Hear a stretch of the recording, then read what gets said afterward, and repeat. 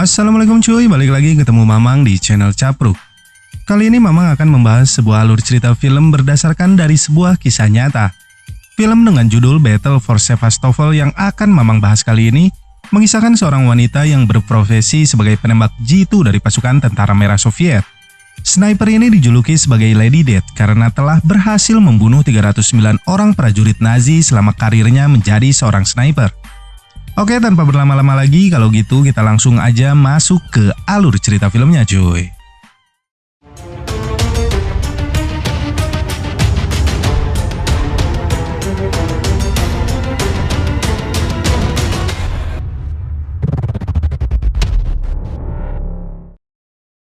Awal mula film kita dibawa ke sebuah tempat di Uni Soviet di mana ibu negara Amerika pada saat itu yang bernama Eleanor Roosevelt sedang meminta kepada seorang pria untuk bertemu dengan seorang wanita di negara tersebut. Meski mereka memiliki agenda untuk bertemu dengan orang penting lainnya, si ibu negara ini memaksa untuk tetap bertemu dengan wanita tersebut. Wanita yang akan ia temui ini bernama Ludmila yang dikenalnya pertama kali pada tahun 42 pada sebuah acara delegasi siswa di Soviet. Ludmila adalah seorang wanita yang pada saat itu merupakan seorang prajurit dengan spesialisasi penembak jitu dari Soviet dan telah membunuh 309 musuhnya di medan perang. Awal mula kisahnya dimulai di 5 tahun sebelumnya di mana Ludmila yang baru saja lulus dari SMA diterima di sebuah perguruan tinggi dengan bidang studi sejarah. Ludmila di sini merupakan anak satu-satunya dari kedua orang tuanya. Ia di sini sangat ingin membuat sang ayah bangga akan prestasinya tersebut. Namun ayahnya yang menginginkan seorang anak laki-laki sepertinya tidak tertarik dengan prestasi apapun dari putrinya itu. Можешь мной гордиться. К ужину не ждите. Keesokan harinya, Ludmila bersama dengan teman-temannya pun merayakan keberhasilan diterima di perguruan tinggi itu dengan berjalan-jalan di sebuah taman bermain. Di sanalah kemudian mereka bermain bebedilan dan Ludmila di sini berhasil mengalahkan ketiga orang teman prianya dengan mendapatkan skor tertinggi. Количеству выбитых очков.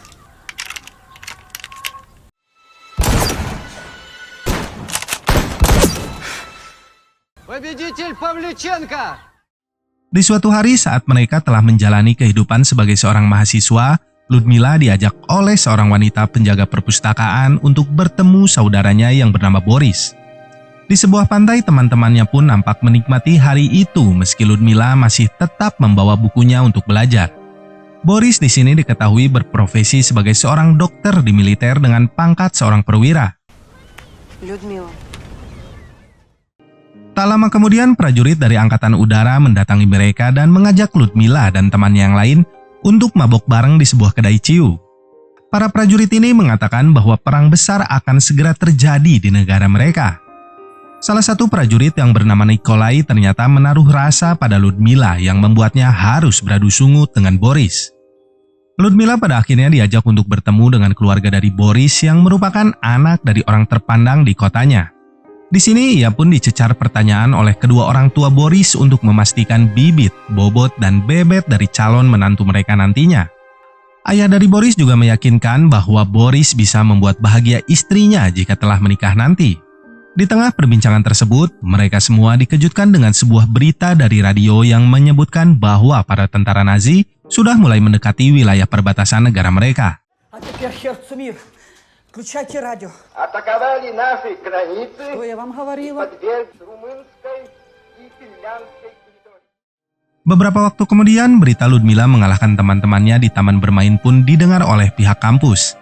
Ia pada akhirnya dipanggil untuk bertemu dengan seorang perwira militer yang memintanya untuk bergabung dengan prajurit penembak jitu di kompinya selama 6 bulan.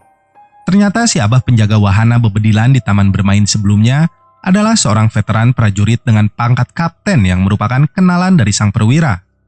Ludmila pun menerima tawaran tersebut dan segera berpamitan dengan kedua orang tuanya meski kembali sang ayah nampak tidak peduli dengan hal tersebut. Но это же на полгода. Миша, это же зимой. Di kamp pelatihan ini, Ludmila mengikuti serangkaian latihan bersama prajurit lainnya di bawah pengawasan ketat prajurit senior. Ludmila di sini juga ditempatkan dengan para prajurit wanita lainnya yang dilatih untuk menjadi seorang sniper. И как с помощью этого вы собрались воевать? Выполнять.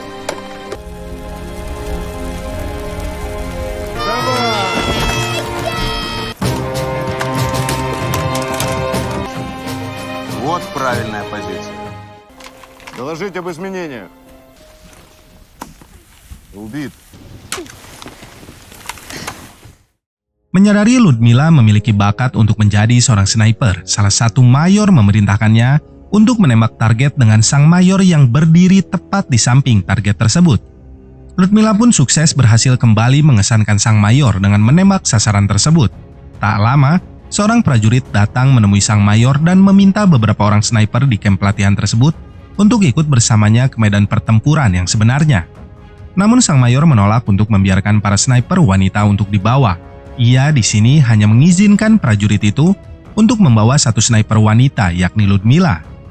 Pada bulan September tahun 41, Ludmila pun tiba di medan perang di wilayah Odessa dan resmi bergabung menjadi tentara merah Soviet. Ia di sini diperintahkan oleh seorang kapten bernama Makarov untuk membunuh para perwira militer musuh agar bisa menghemat amunisi, karena dengan membunuh perwira musuh setengah peleton akan kehilangan komando. Makarov juga memberitahukan untuk menembak jendela dari tank sebanyak 2 kali di tempat yang sama untuk bisa melumpuhkan tank musuh mereka. Tak lama serangan udara dari pihak musuh mulai menghancurkan wilayah pertahanan mereka.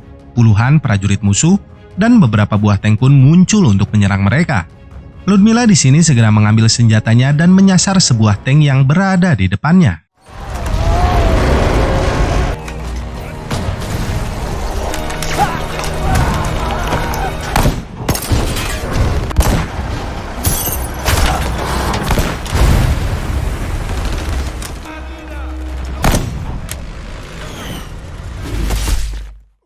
Para tentara Nazi akhirnya berhasil dipukul mundur oleh pasukan dari Soviet di tempat tersebut. Ludmila pun diberikan sedikit ciu untuk menenangkannya yang baru pertama kali turun di medan perang sebenarnya. Atas keberhasilan mereka, Ludmila dan tentara merah lainnya dihadiahi sebuah senapan baru oleh seorang jenderal bernama Petrov yang merupakan sahabat dari ayah Ludmila saat ikut dalam perang saudara di tahun 1918 sampai 1922. Спасибо, товарищ генерал. Не жалеть тебя в борьбе с врагом. Jenderal Petrov juga meminta kepada Kapten Makarov untuk menjaga Ludmila karena memiliki bakat yang sama dengan sang ayah. Ludmila kemudian bertemu salah satu temannya yang bernama Masya di tempat tersebut. Meski tidak membawa beruangnya, Masya di sini terlihat sangat senang bertemu dengan Ludmila. Malam harinya Ludmila pun kembali ke kampnya setelah berhasil membunuh beberapa perwira musuh bersama dengan 2 orang prajurit lainnya. Melihat bakat alami dari Ludmila, Kapten Makarov mengatakan bahwa ia berhak mendapatkan sebuah medali karena hal tersebut. Makarov yang juga merupakan seorang penembak jitu kemudian memberikan sedikit tips dan trik untuk menjadi seorang sniper kepada Ludmila saat di medan perang. Beberapa hari kemudian perang kembali terjadi. Ludmila kali ini berada di tengah medan pertempuran untuk menghabisi musuhnya satu persatu. Ia di sini sempat terkena tembakan dari musuhnya namun berhasil selamat. Makarov yang menyadari Ludmila tidak berada di pos jaganya kemudian ikut turun ke medan pertempuran untuk membawa kembali Ludmila ke pos tempat dirinya seharusnya berada. Ludmila juga diperintahkan untuk mengikuti perintah dari atasannya jika tak ingin dibawa ke pengadilan militer.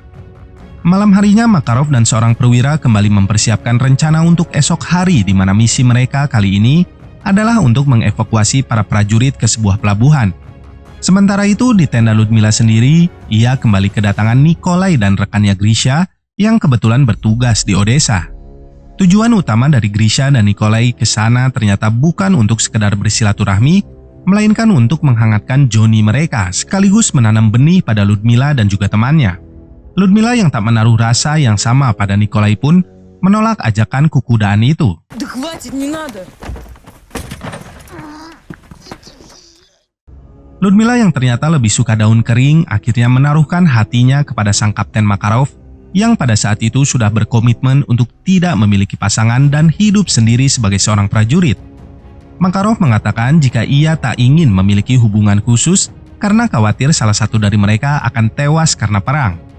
Dan benar saja, tak lama dari saat itu, sebuah bom pihak musuh meledak di dekat mereka.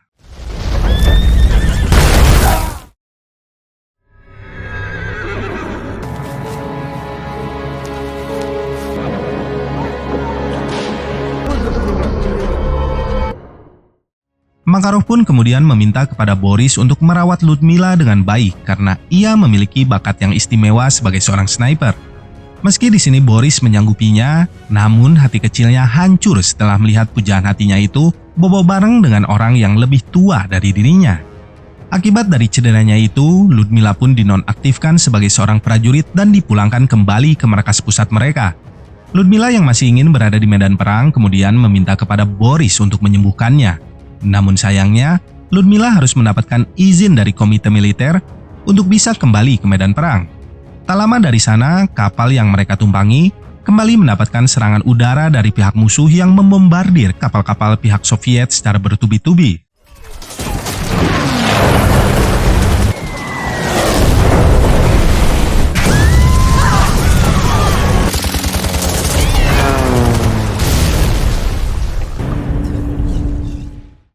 Tiba di markas pusat, Ludmila pun segera menemui Jenderal Petrov dan memintanya untuk menandatangani surat laporan kesehatannya.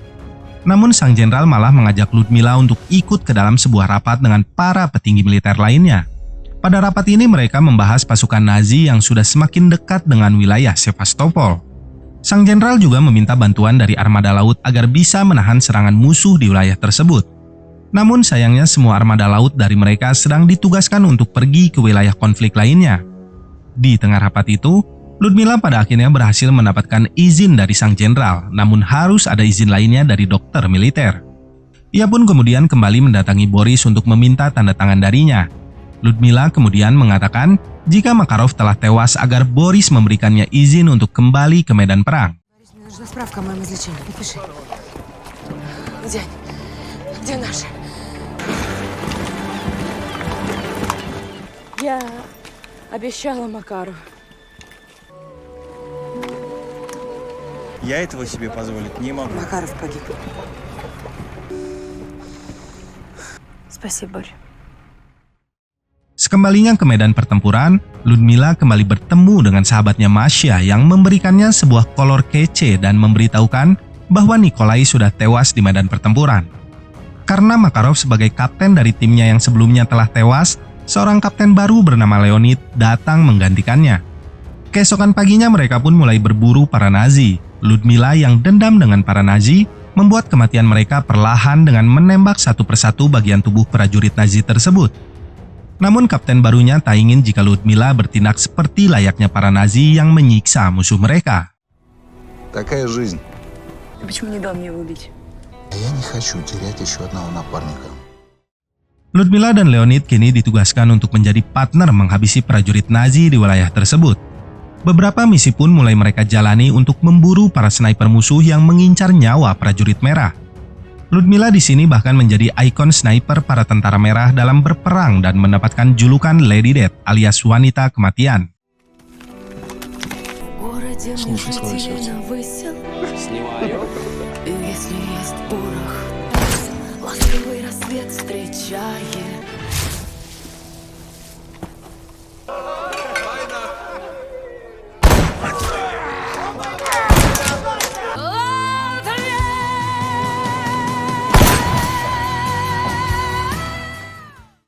Pada sebuah pesta pergantian tahun yang diadakan di markas mereka, Boris dan Leonid bertemu untuk pertama kalinya.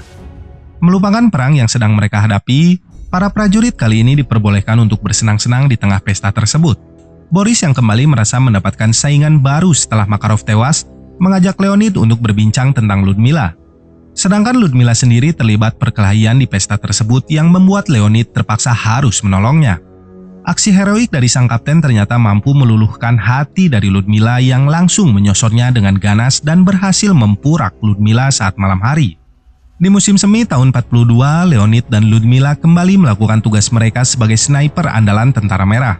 Mereka di sini mulai menghabisi para Nazi yang masih berada di wilayah tersebut sambil tak lupa tetap bermesraan di tengah medan perang.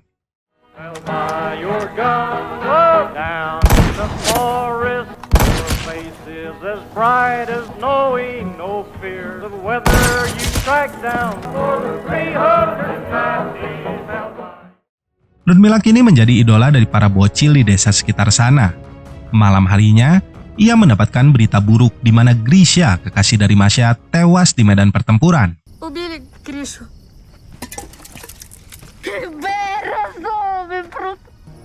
Но ты же сам не говорил. Keesokan harinya mereka kembali berpatroli untuk mencari sniper musuh. Namun sayangnya, di sini Leonid tanpa sengaja menginjak jebakan dari musuh yang membuat mereka berdua harus terkena ledakan dari ranjau darat. Коли настане, побачила, невже таки вона і не пускай. Ludmila pun kembali berhasil selamat meski Leonid harus tewas karena melindungi dirinya. Tak lama, para prajurit kembali mendatanginya untuk membuat foto Ludmila yang diberitakan telah tewas oleh pihak Nazi sebagai propaganda. Dalam keadaan masih terluka, Ludmila pun harus berpose seakan masih bahagia atas kehidupannya. Untuk kedua kalinya, Ludmila harus kehilangan orang yang dicintainya dan kali ini ia menjadi sangat depresi karena hal tersebut. Ludmila pun melaporkan kepada atasannya bahwa dirinya tak lagi bisa menjadi seorang sniper. Namun, sang atasan kembali memaksanya untuk kembali menjadi seorang sniper demi membalaskan dendam kematian dari Leonid. Dalam kondisi yang masih belum pulih sepenuhnya, Ludmila terpaksa harus kembali mengintai seorang sniper terbaik dari Nazi yang bernama Otto. Berhari-hari dirinya harus berdiam di posisinya agar bisa mengetahui lokasi dari keberadaan sniper tersebut. Namun, dikarenakan lukanya yang kembali terbuka, Ludmila akhirnya memutuskan untuk mengambil jalan pintas dalam misinya kali ini.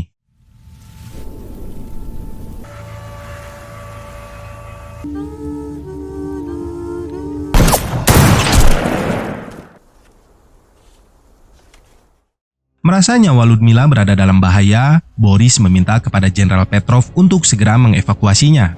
Mengalami luka serius dalam 4 kali pertempuran, Boris meminta sang jenderal untuk mengevakuasi Ludmila secepatnya. Jenderal Petrov akhirnya memberikan instruksi untuk mengevakuasi semua warga di Sevastopol, termasuk Ludmila dan para pekerja partai. Puluhan bahkan ratusan warga mulai memadati tempat berkumpul untuk ikut dalam evakuasi tersebut.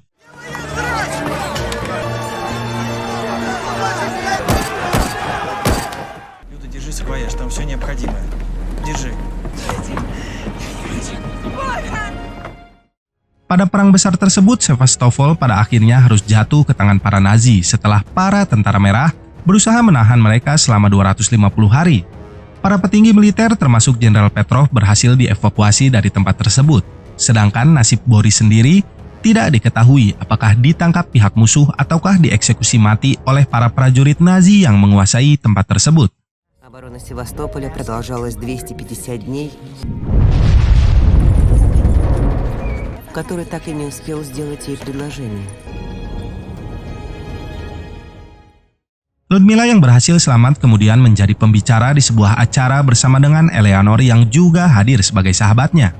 Dihadiri oleh orang penting dan juga para awak media, Ludmila di sini mengatakan bahwa sebagai seorang sniper yang telah membunuh 309 musuhnya, ia di sini merasa memiliki beban yang sangat besar.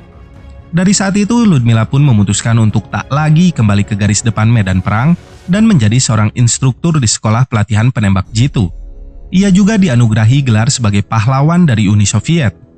Tak lama dari sana, Ludmila menikahi seorang pria dan dikaruniai seorang putra.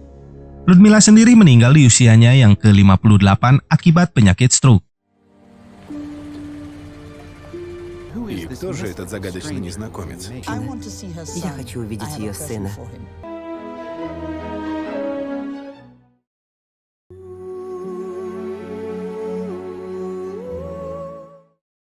Film dari negara beruang merah ini cukup sukses mendapatkan rating 7 di situs IMDb-nya dari 12 ribuan review yang nonton. Untuk alur cerita filmnya cukup menarik, ditambah pemeran utamanya yang cukup bening, jadi yang nonton gak belekan meski nonton dengan durasi 2 jam. Banyak pelajaran yang bisa diambil dari film ini, salah satunya jelas, cinta tak selamanya indah ya dek. Ya cuy, cukup segini dulu pembahasan Mamang untuk film kali ini. Semoga masih bisa menghibur kalian semua. Dan akhir kata, wassalamualaikum warahmatullahi wabarakatuh.